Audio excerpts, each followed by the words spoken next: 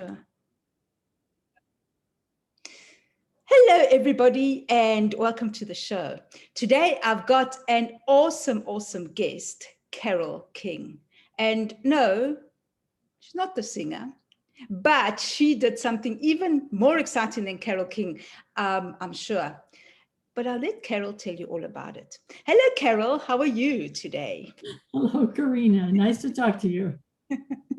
Hello, Carole. Um, the exciting thing that you've done is you were a programmer in the 1960s when women weren't supposed to be doing those things. Right? They were supposed to be, I don't know, cooking barefoot and pregnant in the kitchen. How did you get to be a programmer? And not only that, you were a programmer for subcontractors of NASA. I mean, like, how cool is that? How did you get into that, and what made you decide to do that, and how did you get over? I know there's a whole lot of questions, right? How did you get over really the stigma and the stereotype? Well, when I was in high school, I loved math. So I decided at some point in time that I wasn't going to be like an ordinary girl that would be a teacher or a nurse or get married. I wanted to do something in science. And math was the best choice because it was nice and clean and cerebral, and I didn't have to go in the lab and wash lab dishes and things like that. I could just do math. So I went to college and studied math. I went to the University of Detroit. I chose it because it had a good engineering school, so I thought it would have a good math program. And it was fairly close to home. So I went there, and certainly math was fun to do, but it got a little more difficult because I had no idea what some of these things were. I'd never heard of them before in high school, but I slowly figured it out. And then we got into this area of applied mathematics, where you could derive equations and solve equations and actually make things happen. Oh, wow. And that was when I learned about computing. I never heard that much about it before. I went to college in 1958.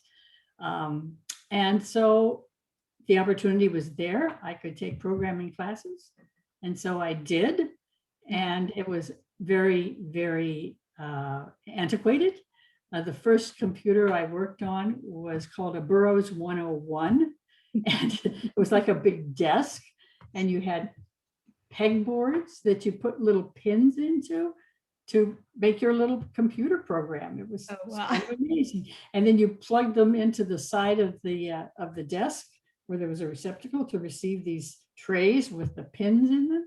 And you could compute an answer. So you compute something, and it was almost like magic. And then I went to another computer platform that was the IBM 1620, and it was a pretty big computer compared to the other one. And its input was punch cards, which you had to punch on your own and get your deck together and put it in, and it would be translated. The language we used was Fortran. This would have been about 1961. And so I was able to take some of these applied math theories and program them and come up with a series of answers that I thought was much better than doing it by hand. And so that's the start of the programming. That's pretty cool. So then how did you get your first job doing, because it's very impressive. And it is very impressive. I'd started graduate school because I didn't get any offers coming out of college, just didn't talk to the right people or whatever. And so I worked with a scientist who was like a research scientist at the school. And I basically typed his papers, and because they had a lot of equations in them and I could type the equations. And he had a friend who was working with him in a lab there at the school.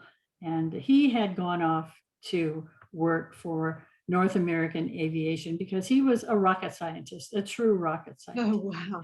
He would develop propulsive materials in his garage and figure out how to launch rockets.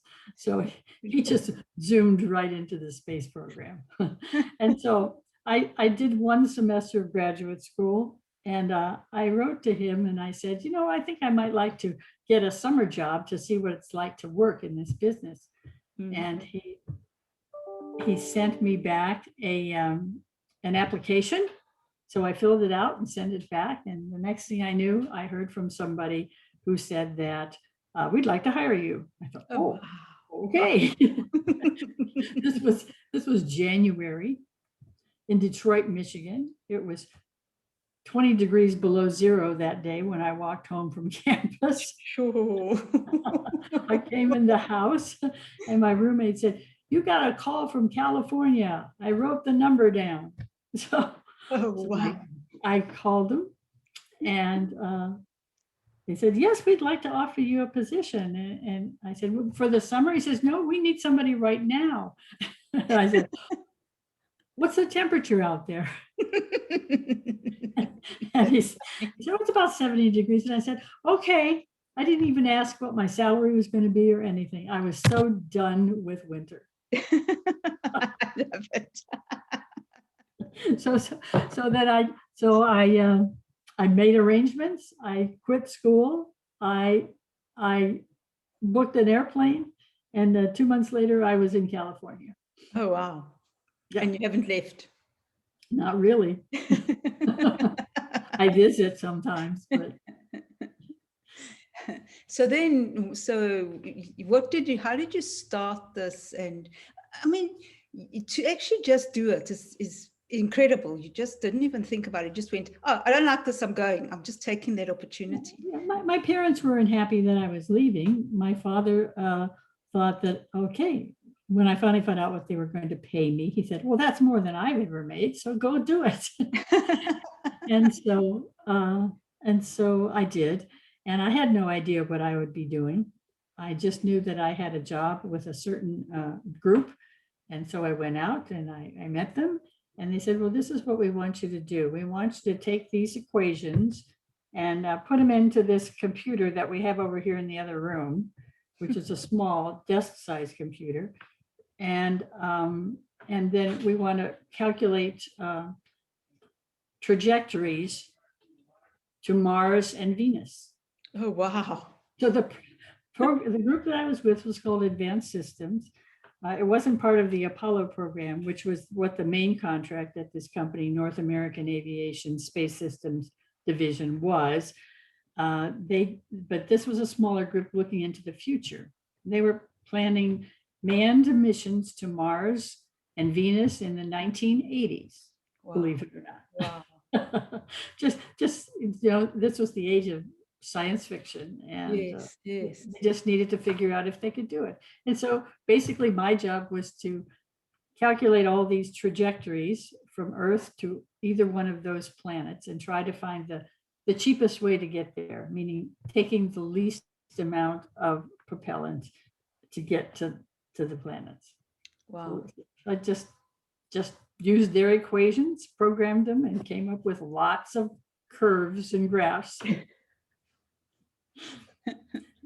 So that was the first thing I worked on, this little program called a little computer called a Recomp, which the actual North American had built at their Autonetics facility. And then later, as the project got bigger, we actually went to the IBM 7090, which was this giant computer in a building, a different building separate from mine. I mean, there were other things in that building, but it was there in the middle, being gigantic and huge. And so that's what I did. So did you ever meet anybody because I mean, you were working behind the scenes, right? Yes, I was working with a fairly small group of probably about 8 engineers. There was one other, there was a couple of secretaries in the group, and there was one other woman who was about 10 years, maybe more like 15 years, no, probably, come to think of it, she must have been in her 50s. So she was twice as old as me. And she was one of those people that they called computers. She was one of those people that on a calculator would do the same sort of work that I was doing. Wow. And you heard about those in like Hidden Figures, and that movie about the African American women who started in this program. They were actually doing the same type of work by hand on a calculator. Wow.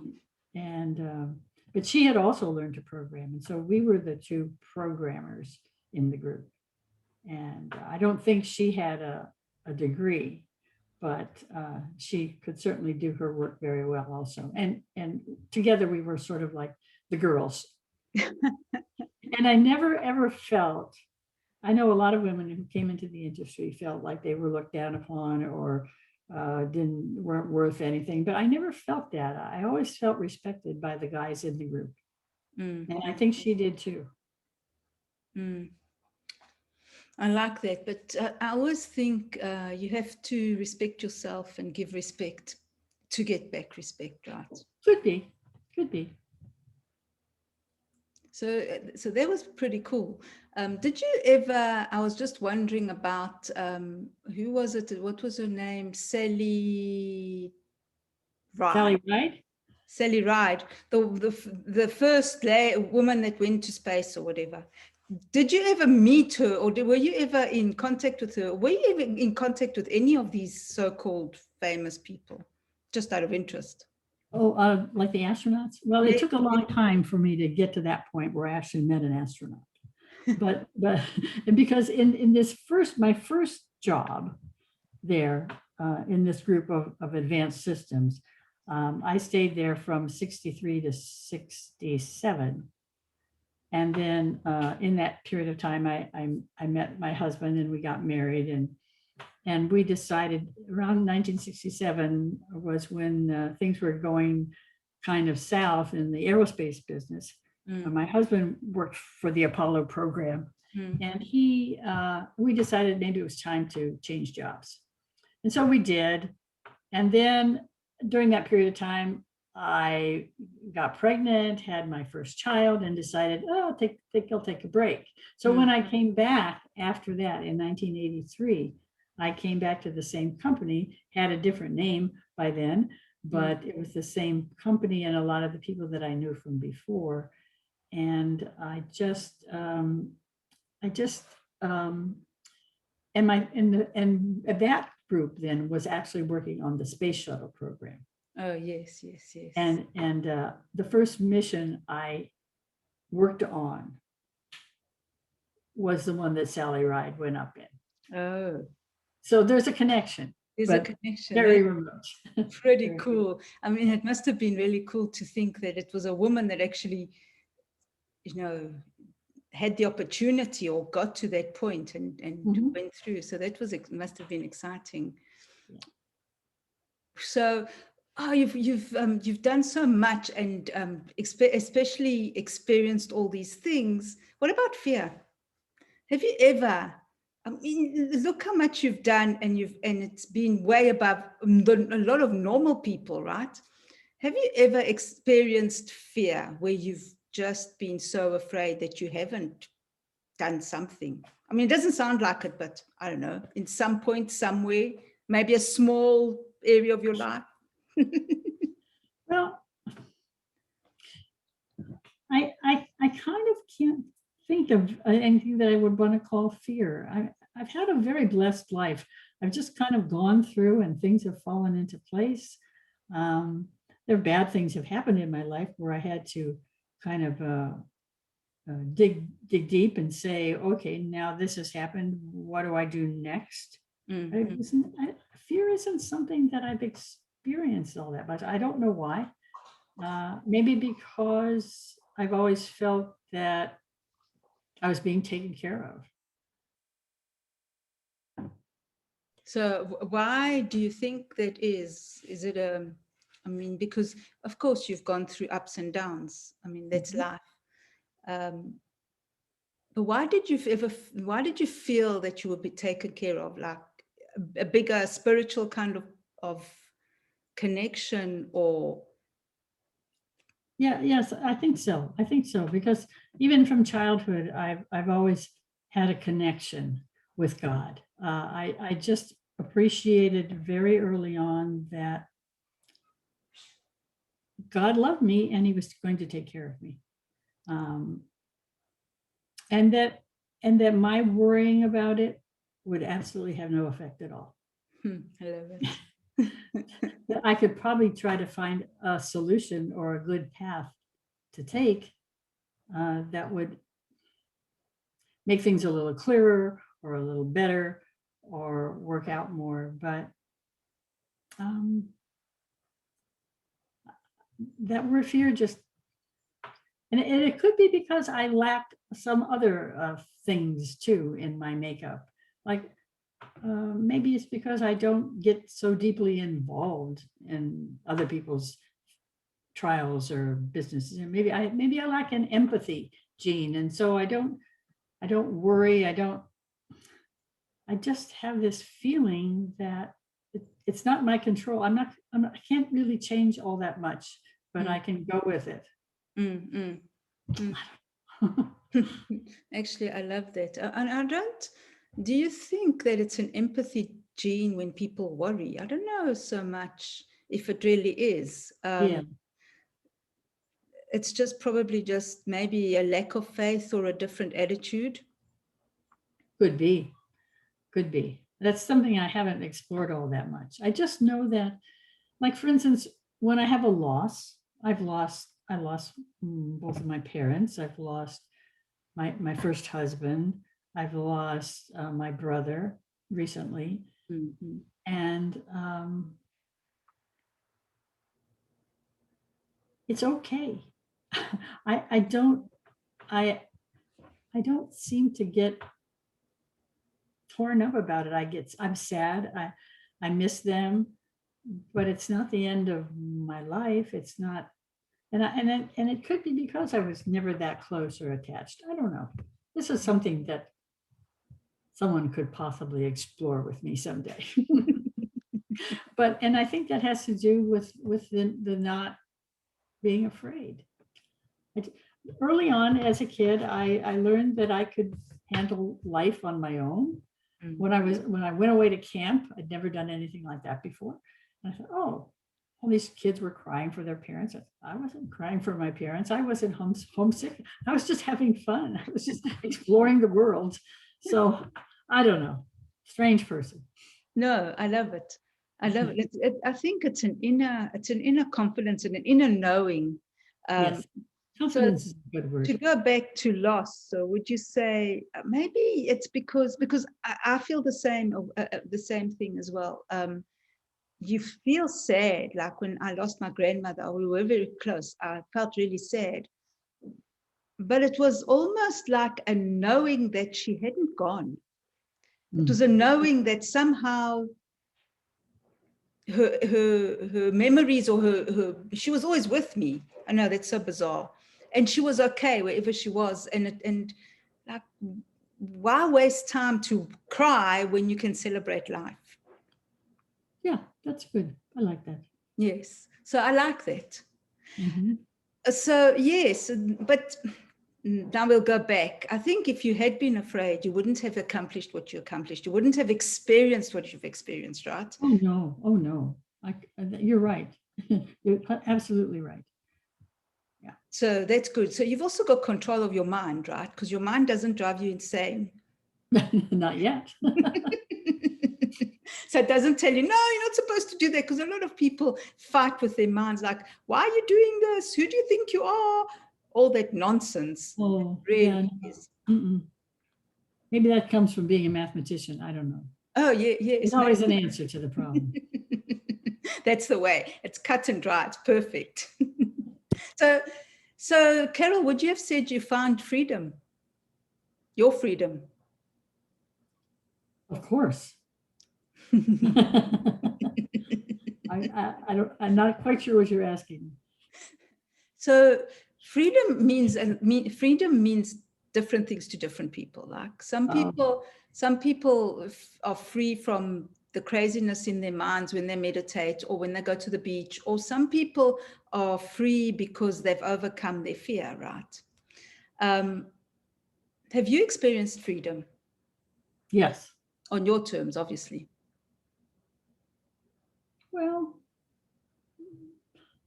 my terms, God's terms, yeah. How would that, what does it mean to you? What is freedom to Carole? It means that I'm free to experience what I see as the fact that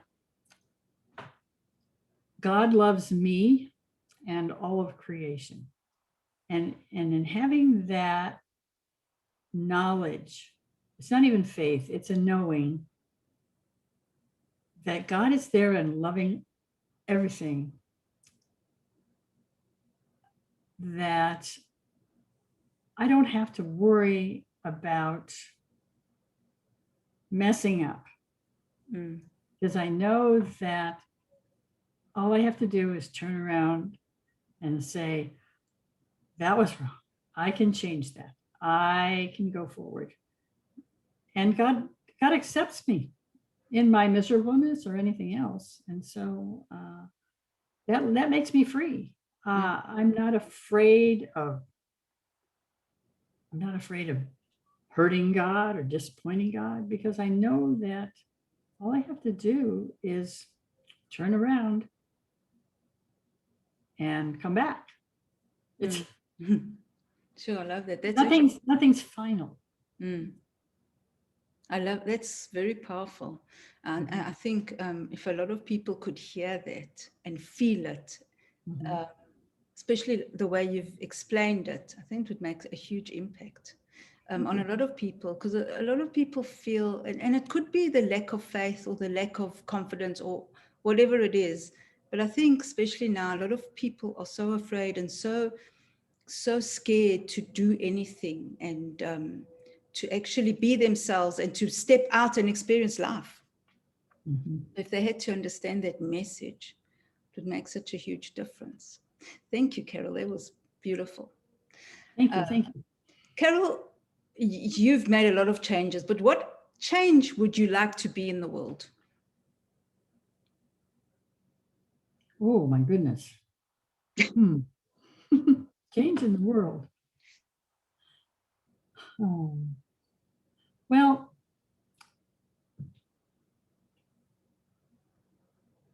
we had a question. We're doing a Bible study right now, and there was one question about, what do you want your heritage to be? I was reminded of that because I didn't have an answer for that either. I have to try to think about it a little more, but I think, at least I hope that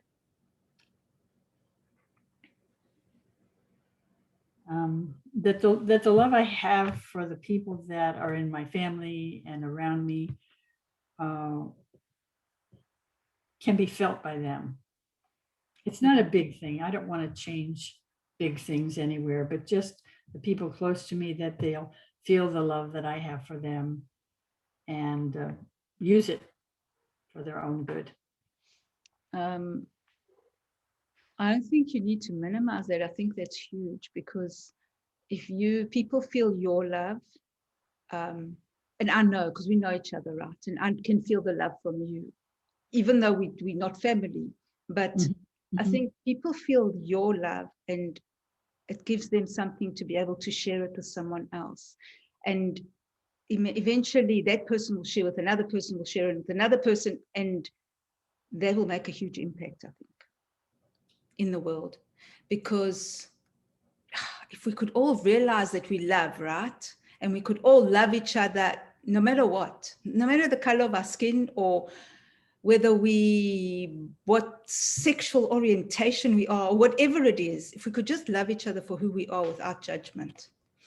The answer to everything. Yes, yes. I think that would make a huge difference. And it starts with us. So thank you, Carole, because just because you love and you share the love, and then they share the love, It will make a difference. It will. Okay. What else? Is there anything else you'd like to tell me just about fear and freedom and life before we go?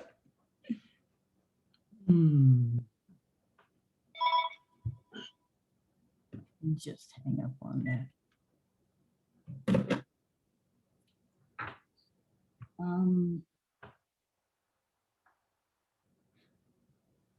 don't know. That's. I know it's a journey. What about? It's a big. Sorry. I said it's a big question. I know. Sorry. Okay, so let me say what would you say anything to Carole of maybe 30 years ago that would make a difference in your life today?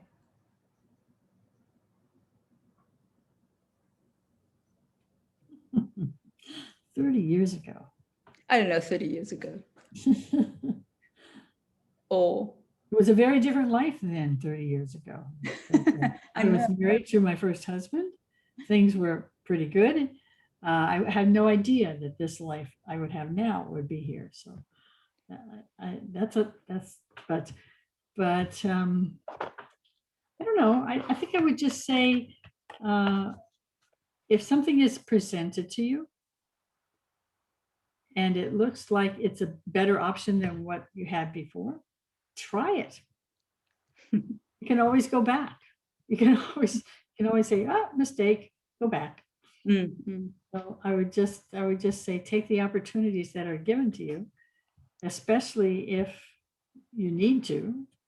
And that's basically what I've done. Oh, my gosh.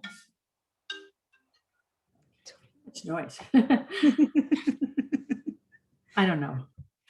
I think that's also big. So just take the opportunities. Yeah. Okay. Take the opportunities. Don't be afraid. And that was great. I love this. Thank you so much, Carole. There was so much gold in there. I really appreciate it. Thank you. I'm glad it was helpful. Yes, I'm sure we'll have to have a follow-up conversation at some point, right? Okay. But in the meantime, thank you so much. Really appreciate your time, and we'll meet again. Thank you. Thank you. I'm sure we will very soon. Thank you, everybody. We'll see you soon. Bye. Bye.